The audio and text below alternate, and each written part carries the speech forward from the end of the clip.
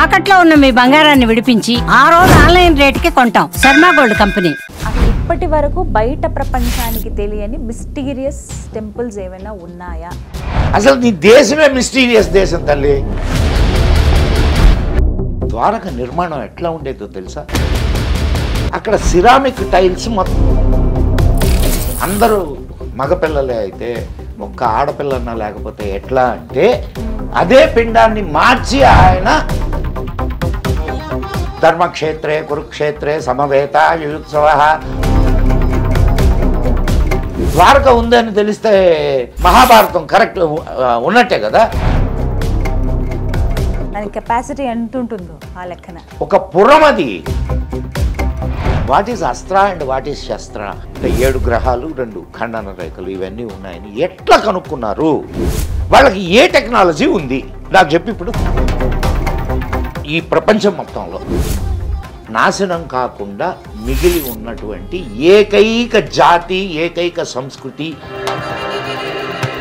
అఖండ భారతదేశం ఎలా ఉండేదండి? భరతవర్షే భరతఖండే మేరోహ దక్షిణ దిగ్భాగే. మరి ఇంతకీ అసలు రావణ లంక ఎక్కడుంది? లేదు. నమస్కారం, వెల్కమ్ టు సుమన్ టీవీ. నేను గీతాంజలి.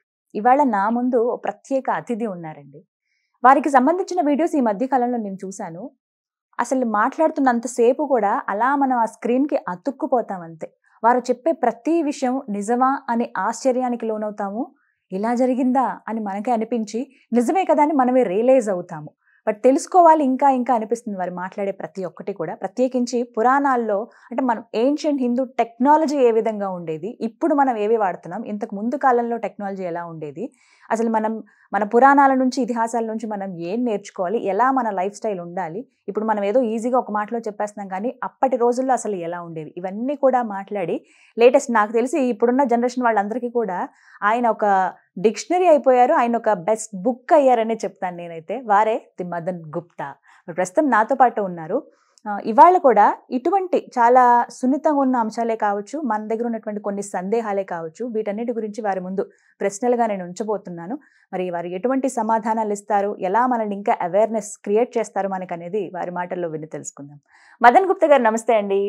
నమస్తే. మాతా పూర్కర్ పేరు విన్నారా ఎప్పుడైనా? ఏం లేదు కదా. ఒకసారి మీరు గూగుల్ కొట్టి చూడండి.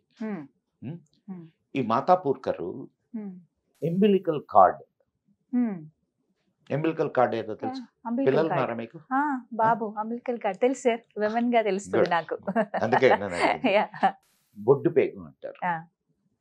బొడ్డు పేగును కట్ చేసి వాటిని దాస్తున్నారు. ఇప్పుడు తెలుసా మీకు? బ్యాంక్స్ ఉన్నాయి. Stem cells. మీ పాత వాళ్ళు ఆ స్టెమ్ ని తీసుకొని ఒక పసుపు గుడ్డలో చుట్టి పెట్టేవాళ్ళు. బాగా ఎండిపోయిన తర్వాత దాన్ని ఒక తాయెత్తు అంటారు కదా, తాయెత్తు లాంటి దాంట్లో పెట్టి అది మెడలోనో మొలలోనో కట్టేవాళ్ళు. ఎందుకు దాన్ని దాచిపెడతారు తెలియదు మనకి. ఎందుకు దాచేవాళ్ళు? ఇప్పుడంటే స్టెమ్ సెల్స్ అని స్టోర్ చేసుకోవడం. ఎందుకు స్టోర్ చేస్తున్నారు?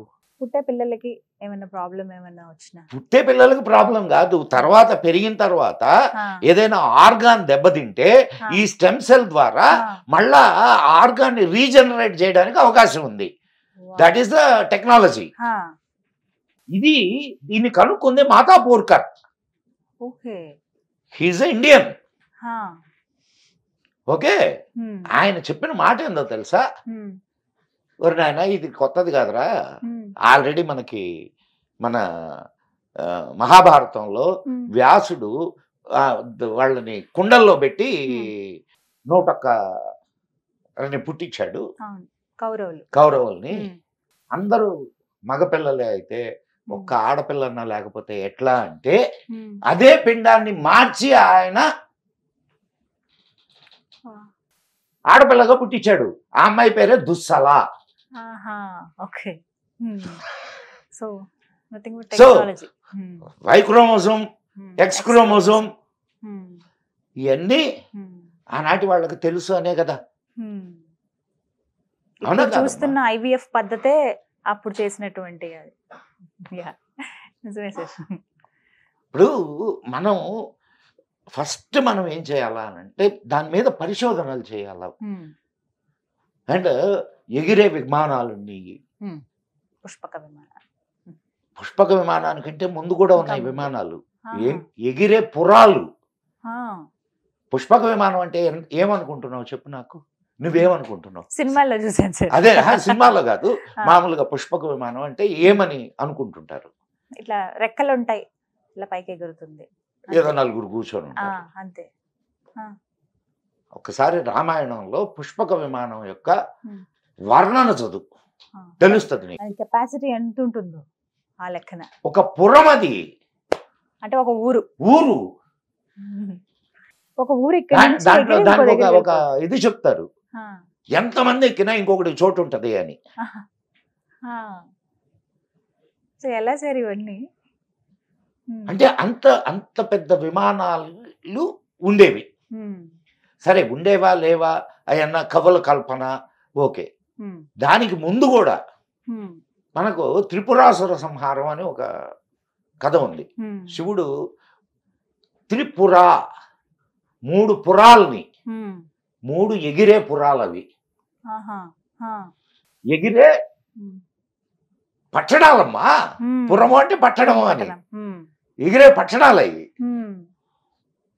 ఒక పట్టణం పైన ఎగరుతుంటే వచ్చి ఇక్కడ దిగింది అనుకో, ఏంది పరిస్థితి? ఇక్కడ ఉన్నవంతా మొత్తం స్మాష్. అంతే.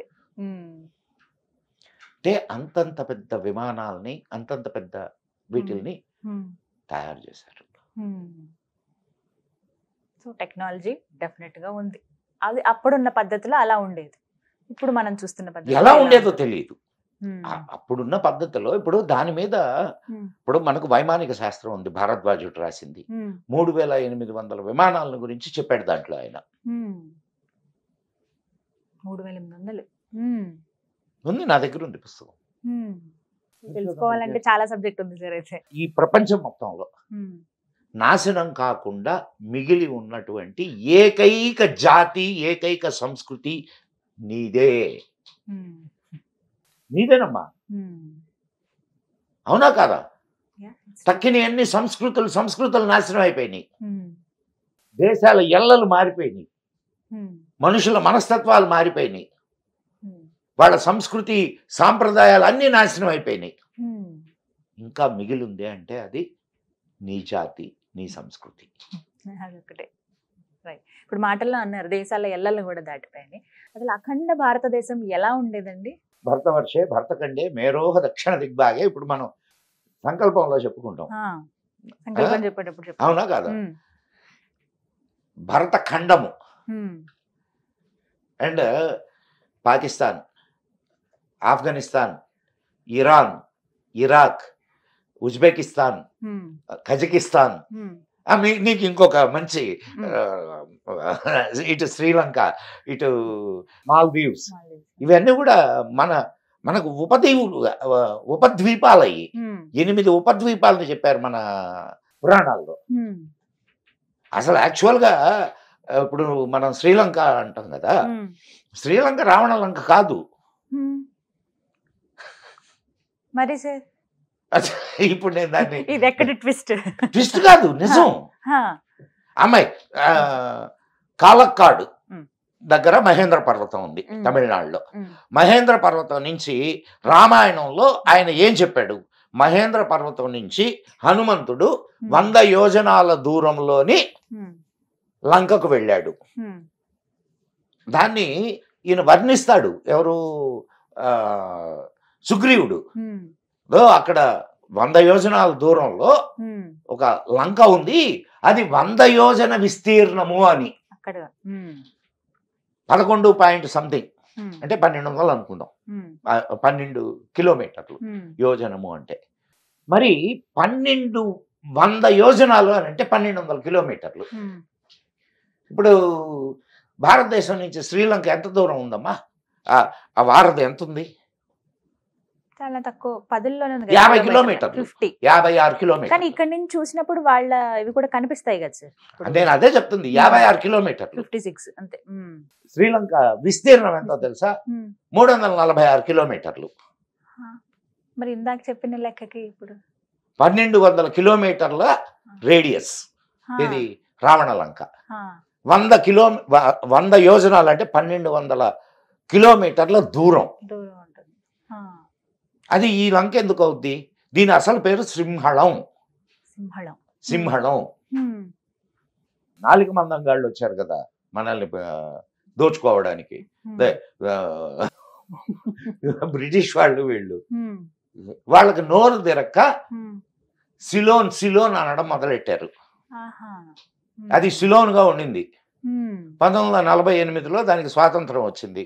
1973లో దానికి లంక అని పేరు పెట్టారు. హ్మ్. ఉట్టి లంక అంటే బాగుండదని దానికి శ్రీ అని తగిలిచ్చారు. హా. మరి ఇంతకీ అసలు రావణ లంక ఎక్కడుంది? లేదు, మాల్దీవ్స్ దగ్గర ఉంది. ఓకే. కానీ మాల్దీవ్స్ దగ్గర హా, అంటే ఓషనోగ్రఫీ హ్మ్, ఇది చేసిన సైంటిస్టులు ఏం చెప్తున్నారా అంటే హ్మ్, 5000 నుంచి ఒక 10,000 సంవత్సరాల లోపల ఒక పెద్ద సునామీ లాంటిది హ్మ్, వచ్చింది. హ్మ్, అండ్ టెక్టానిక్ ప్లేట్స్లో కదలికలు జరిగినాయి. హ్మ్. దానివల్ల ఒక పెద్ద భూభాగం సముద్రంలోకి కుంగిపోయింది అని చెప్తున్నారు. ఓకే. అదే లంక అయి ఉండొచ్చా?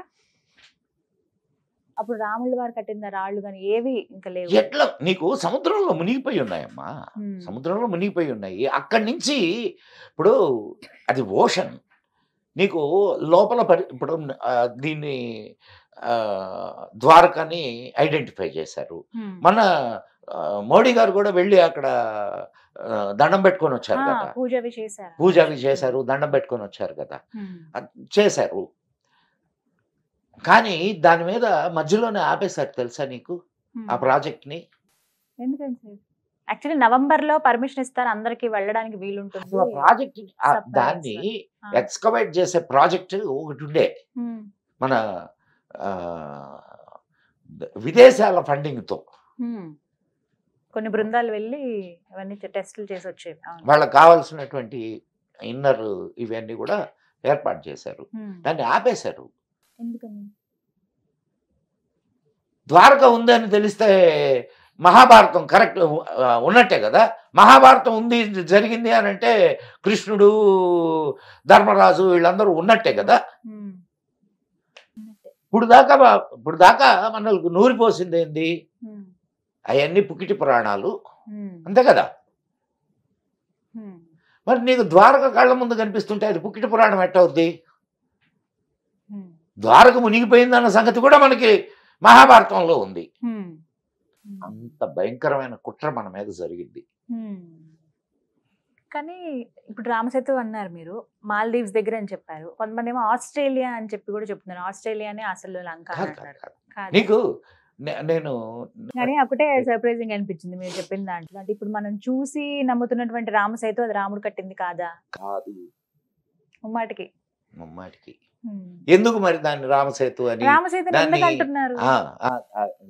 These are all temple tourism. Oh. Hmm. ఇది కూడా ఉందంట. హ్మ్.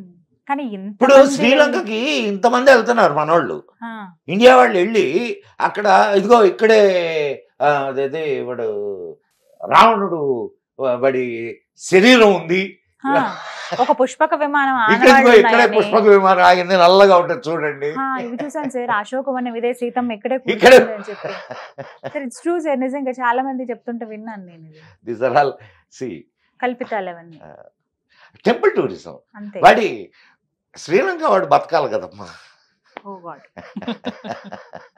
సో ఓకే, మళ్ళీ కమింగ్ బ్యాక్ అఖండ భారతం. రామాయణంలో కైకమ్మ ఈయన్ని అడవులకు పంపిస్తుంది కదా. ఆ టైంలో భరతుడు అండ్ శత్రుఘ్నుడు ఇద్దరు వాళ్ళ తాతగారి దగ్గరికి వెళ్తారు. ఇప్పుడు రష్యాతో ఎవరికి యుద్ధం జరుగుతుంది? యుక్రెయిన్కి వెళ్తారు వాళ్ళు. ఎందుకని సార్? అక్కడ మనది బార్డర్స్ అయ్యి బార్డర్లను కాపాడడానికి వెళ్తారు.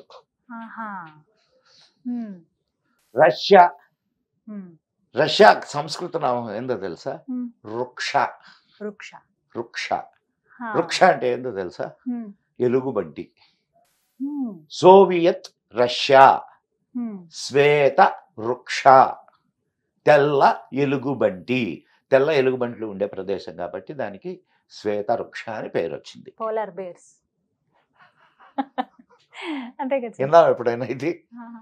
మీరు చెప్పింది అయితే వెళ్ళలేదు సార్. తెల్ల ఎలుగుబంటి అంటే పోలార్ బేర్ అదొకటే అక్కడ వరకు తెలుసు. శ్వేత వృక్ష అంటారు తెల్ల ఎలుగుబంటిని. ఇలా చాలా దేశాల పేర్లు మన సంస్కృత నామాలు ఉన్నాయి కదా సార్ వాటికి. ఆఫ్ఘనిస్తాన్ బాగ్దాద్ ఉందా? బాగ్దాద్. బాగ్దాద్.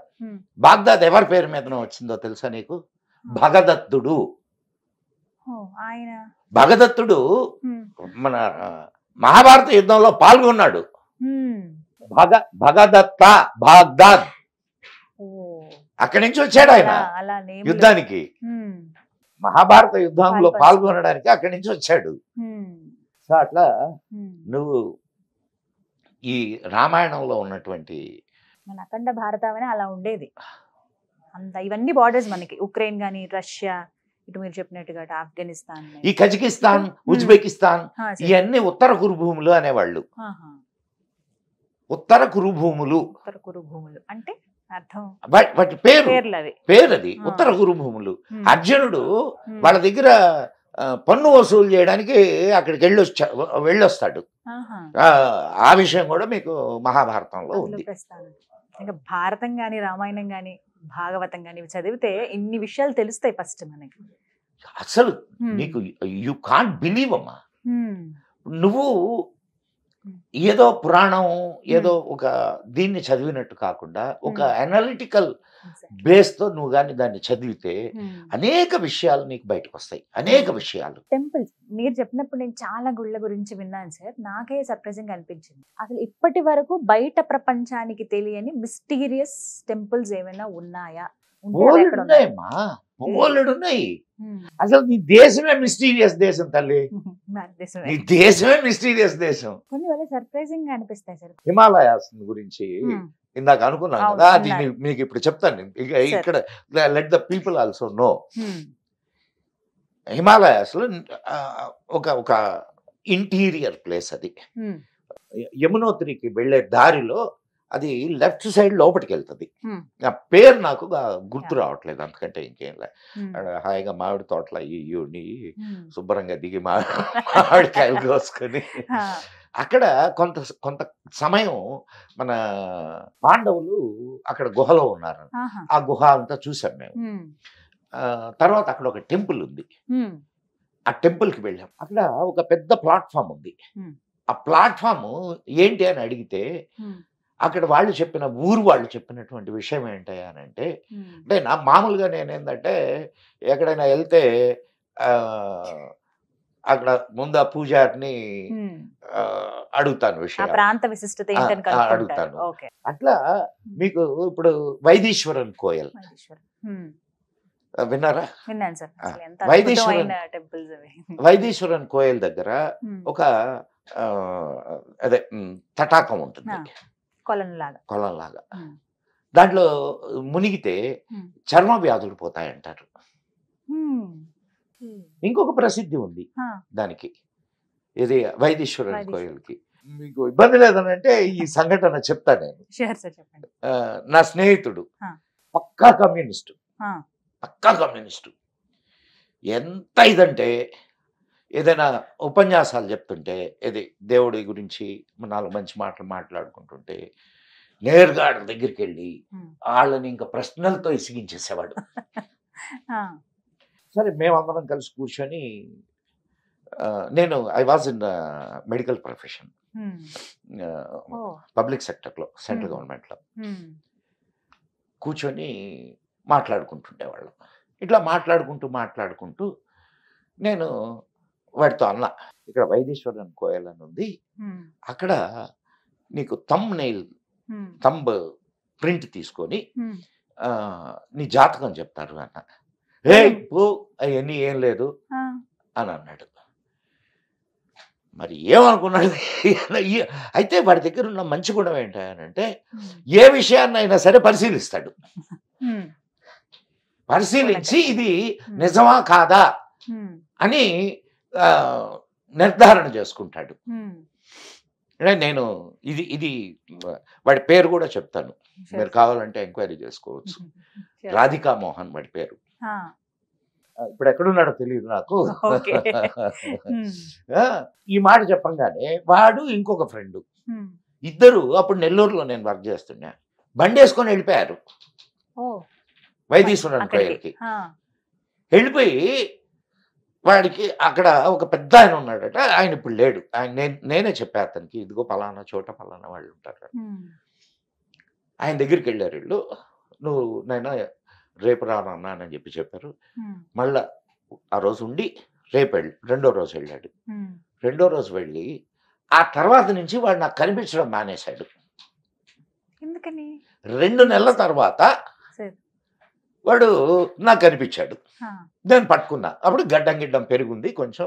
పట్టుకొని ఏందిరా ఏమయ్యావు అసలు ఏంది, నువ్వు వైదేశ్వరన్ కోయల్ అని చెప్పాను అప్పుడు, అదే లాస్ట్ అంటే వాడు ఏం చెప్పాడంటే, అప్పుడు తెలియదు వీడు పోయి వచ్చిన సంగతి కూడా. హ్మ్. నువ్వు చెప్పిన తర్వాత పోయి వచ్చాను గురు. మరి ఏంట్రా అంటే, ఏం లేదు గురు, హ్మ్. అంతా రాసి ఉంది గురు, రాసిన ప్రకారం జరుగుతుంది గురు అన్నాడు. ఆయన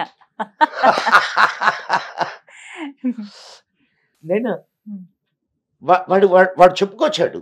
ఆ, నన్ను ఆయన థంబ్ ప్రింట్ చూడగానే హ్మ్. ఆయన ఆ, నీ తల్లి పేరు హ్మ్. ఇదిగో ఈ అక్షరంతో మొదలవుద్దా అని అడిగాడు.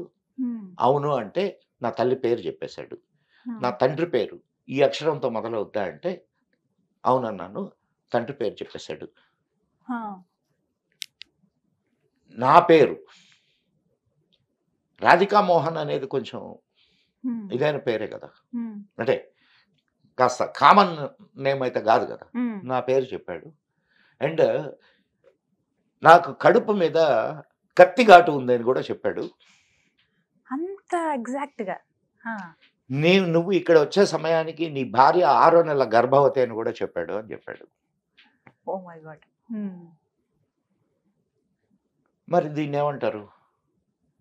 అసలు ఒక వేలు ముద్రతో అన్ని. అగస్త్యనాడి అంటారు దాన్ని. హ్మ్. అగస్త్యనాడి. దాంట్లో నిజాలు నాకు తెలియవమ్మా. హ్మ్. బట్ ఇంకా ఉన్నాయి నేను కదా జరిగిన చాలా మంది. సంఘటన మళ్ళా ఇంకొకటి కూడా చెప్పాడు మీకు. ఇది విచిత్రమైన విషయం. హ్మ్. నువ్వు ఇక్కడ వచ్చిన తర్వాత 6 నెలలకు మళ్ళా హ్మ్. ఈ ప్రదేశానికి దగ్గర ప్రదేశంలోనే నువ్వు వస్తావు అని చెప్పాడు. హ్మ్. 6 నెలల తర్వాత వాడికి ట్రాన్స్ఫర్ అంటే అటువైపే వెళ్ళాడు. Oh my God. అంత ఎగ్జాక్ట్ గా. హ్మ్. వాళ్ళంతా నిష్ణాతులు. వాడు ఆ తర్వాత 2-3 సంవత్సరాల తర్వాత ఎప్పుడో కనిపించాడు నాకు. హ్మ్. శుభ్రంగా గిడ్డం పెంచుకొని, కాషాయ బట్టలు వేసుకొని, విభూతులు ధరించి. ఆ. టర్న్ ఇది అయిపోయారు నేను మొత్తం. నా జరిగిన సంఘటన. హ్మ్. దీనికి మీరు ఏం పేరు పెడతారో నాకు తెలియదు. ఇది విచిత్రమా లేకపోతే ఇది ఏదైనా మాయ మంత్రమా అనేది కూడా నాకు తెలియదు. సో ఇలాంటి మీరు దీన్ని ఏమంటారు అనేది నాకు అంటే మీకేమనిపించింది సార్? అంటే అలాంటి మనిషి ఇలా మారిపోయారు అన్నప్పుడు మీకేమనిపించింది? ఏమనిపిస్తుందమ్మా, కళ్ళు పెద్ద అయినాయి అంతే. నమ్మశక్యంగా అనిపించలేదు. అసలు ఎలా మాట్లాడేవారు, ఎలా అయిపోయారు? అరే ఆడి కత్తితో ఎందుకు పొడిచారు తెలుసా? విద్యార్థి పరిషత్ వాళ్ళకు గొడవ అయింది. వీడు కమ్యూనిస్టు, విద్యార్థి పరిషత్ వాళ్ళతోటి వీడు ఏదో నేను చెప్తున్నది 40 సంవత్సరాల క్రితం సంగతి తల్లి. గొడవ అయ్యి వాళ్ళు కత్తితో పొడిచారు వీడిని. అది కూడా ఆయన చెప్పేశారు. సో వైదేశ్వరన్ కోయిల్ అక్కడ జరిగింది. అక్కడికి నెహ్రూ వెళ్ళాడు. నెహ్రూ జాతకం కూడా అక్కడ చూపించబడిందని చెప్తారు. ఇంకా ఇలాంటి మిస్టరీస్ టెంపుల్స్ ఏమైనా చాలా ఉన్నాయమ్మా. మన తెలుగు రాష్ట్రాల్లో ఉన్నాయి సార్ అట్లా ఏమైనా? తెలుగు రాష్ట్రాల్లో నాకు ఎక్కడ అంత అంటే ఇక్కడ కొన్ని ఉన్నాయి, కొన్ని విషయాలు ఇక్కడ ఉన్నాయి. ఇప్పుడు ఛాయా సోమేశ్వరాలయం దగ్గర నల్గొండ అండ్ ఏడుపాయల జాతర తెలుసా? ఏడుపాయల జాతర కాగానే వర్షం వస్తుంది, జాతర కాగానే వర్షం వస్తుంది. మరి దానికి ఏంది రీజను? అన్ని లింకప్ అయి ఉంటాయి. నువ్వు ఎక్కడ పుట్టావు? ఏది? నేను పుట్టింది హైదరాబాద్. ఊరది కానీ పుట్టింది హైదరాబాద్. పాలకోడూరు ఎక్కడ దగ్గర? భీమవరంకి దగ్గర. భీమవరంలో ఒక టెంపుల్ ఉంది తెలుసా మీకు? సోమేశ్వర స్వామి. సోమేశ్వరాలయం చంద్రస్థాపితం అంటారు. అది దాని విశిష్టత ఏంటో తెలుసా మీకు? అమావాస్యకి ఒక రంగులో పౌర్ణమికి ఒక రంగులోకి మారిపోతూ ఉంటుంది. విచిత్రం అసలు అది నిజంగా అద్భుతం అండి. నీ- తెల్లగా నీ- ఉంటుంది. కాదు, నీ ఊరి పక్కనే ఉంది కదా అది. ఆ? పంచరామాల్లో పంచరామాల్లో ఒక ఒకటి. క్షేత్రం. అవును. ఆ? క్షీరారామం పక్కనే, ఉమ్, దాక్షారామం. ఉమ్, నేను అన్ని ఏరియాలన్నీ హాయిగా తిరిగానమ్మా. ఉమ్, అట్లాంటి చిత్ర విచిత్రాలు నువ్వు నెల్లూరు దగ్గర ఒక ఉమ్, టెంపుల్ బయటపడింది, ఉమ్. ఇసుకలో కూరుకుపోయింది. హా. కరెక్ట్. మొన్న సినిమాలో కల్కి సినిమాలో చూపించారని చెప్పి ఒక ఆ. టెంపుల్, ఆ, నెల్లూరు దగ్గర ఇలా చాలా టెంపుల్. సంగమేశ్వర స్వామి సంగమేశ్వర 4 నెలలు మాత్రమే చూడగలుగుతాం, మిగతా అంతా వాటర్ లోనే ఉంటుంది ఎప్పుడు. సో ఇలాంటి అద్భుతమైనవి చాలా ఉన్నాయి. ఇట్లా నువ్వు చెప్పుకుంటూ వెళ్తే ఉమ్, అసలు నీకు దీనికి అంతం అనేది ఉండదు. ఉమ్, ఒక్కొక్క చోట ఇప్పుడు ఉమ్, కొన్ని న్యాచురల్ గా ఉండేటటువంటి ఇవైతే, ఉమ్. కొన్ని మానవ నిర్మిత అద్భుతాలు. అసలు ఆ గోపురాలు ఎంత అద్భుతంగా. నీకు అదే శ్రీరంగం టెంపుల్ దండం పెట్టాలి సార్. చూసా తల్లి? అసలు ఎంత అద్భుతంగా ఉంటాయి కదా. ఇలా అయితే వెనక్కి ఇలా పడిపోతాం. నీకు మెడ నొప్పి పుట్టింది అసలు. నువ్వు అది అంతే దాని బాగుంటుంది. మీద ఉన్న ఆర్కిటెక్చర్ చూడడానికి కూడా నీకు అంత ఇది దొరకదు. కళ్ళు ఇంకా అలా ఉండిపోతాయి సార్ అక్కడ. మధురై మీనాక్షి టెంపుల్, ఉమ్, ఎంత కంచి. ఉమ్, నువ్వు ఏ టెంపుల్ తీసుకోమ్మా, తమిళనాడులో ఏ టెంపుల్ తీసుకున్నా ఉమ్, ఒక్కొక్కటి ఒక్కొక్క అద్భుతం, ఉమ్. ఒక్కొక్కటి ఒక్కొక్క అద్భుతం. So, temples నీకు అంటేనే mystery. ఏదో బయటకి కనిపించే టెంపుల్స్ కొన్ని ఉన్నాయి, ఉమ్, అంటే ఇట్లా పెద్ద పేరున్న టెంపుల్స్. ఉమ్, ఒక్కొక్క ఊళ్ళో ఒక్కొక్క టెంపుల్ ఉన్నాయి, ఉమ్, పెద్ద పెద్ద టెంపుల్స్. ఉమ్, మేము ఒకసారి నేను ఎప్పుడైనా సరే ఓ 10 రోజులు 15 రోజులు అట్లా వెళ్ళిపోతాను టూర్ వెళ్తూ ఉంటారా? టూర్. ఓకే. నేను మా ఆవిడ ఉమ్, చెరుకు సంచి చేసుకుంటాము, ఉమ్. ఇద్దరం వెళ్ళిపోతాం. ఎక్కడ రాత్రి అయితే అక్కడ ఏదైనా చిన్న అంటే వసతి, చిన్న వసతి, అదే పెద్ద పెద్ద లాడ్జీలు అట్లా ఏముండవు, చిన్న వసతి. ఉమ్, ఏమి లేకపోతే గుళ్ళో పడుకుంటాం. ఆహా. మరి నువ్వు కర్ణాటక వెళ్ళు, ఉమ్, అక్కడ కూడా చాలా హా, మురుడేశ్వర్. ఆ గోపురం కూడా ఎంత బాగుంటుంది సార్ అసలు. ఎంత అమ్మాయి వర్ణించలేము. నీకు అసలు ఇప్పుడు అవన్నీ చూస్తుంటే నీ దేశం మీద నీకు ఒక ప్రేమ కలగడం లేదా?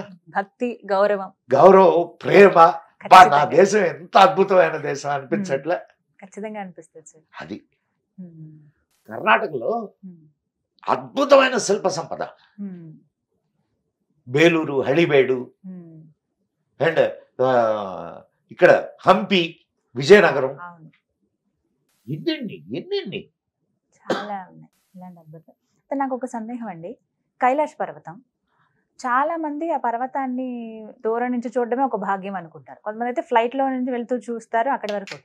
ఇంకొంతమంది దూరం నుంచి, ఈ మధ్య ఫ్లైట్స్ లో ఇగోండి దాని పై చూడండి నుంచి అని వెళ్ళవు. అంటారు. పక్క దూరం నుంచి సార్, ఎంత అంటే అక్కడెక్కడో కనిపిస్తుంటుంది, దర్శనం చేసుకోండి అని చెప్తారు.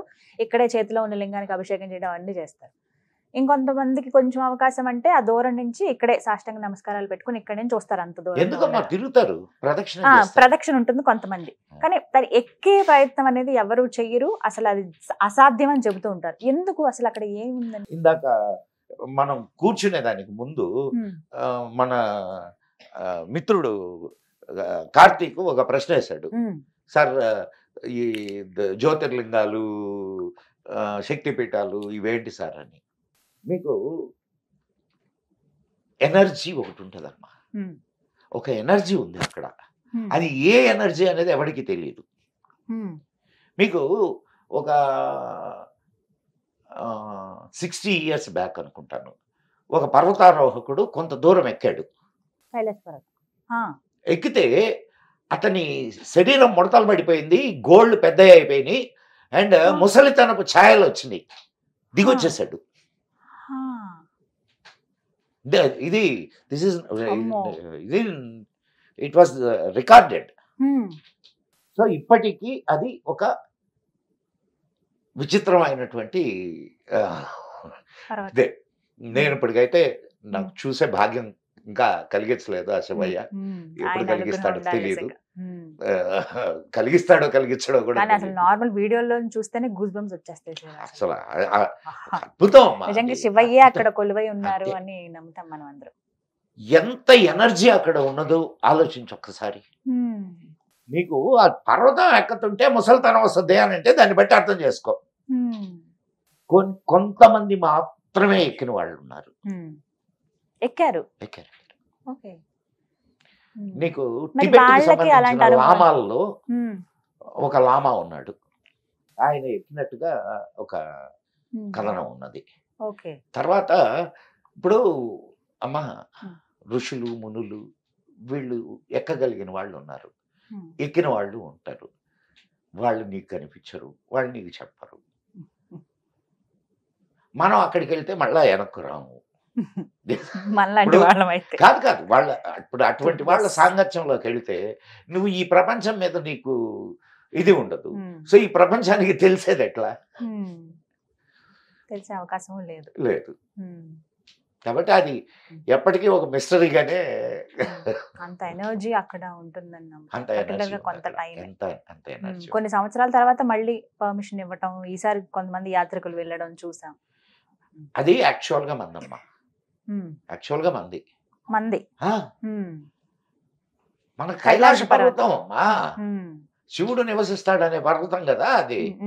ఆ, మన నెహ్రూ మహాత్ముడి చలవ వల్ల దాన్ని చేజార్చుకున్నాం. 1962 వార్లో వి లాస్ట్.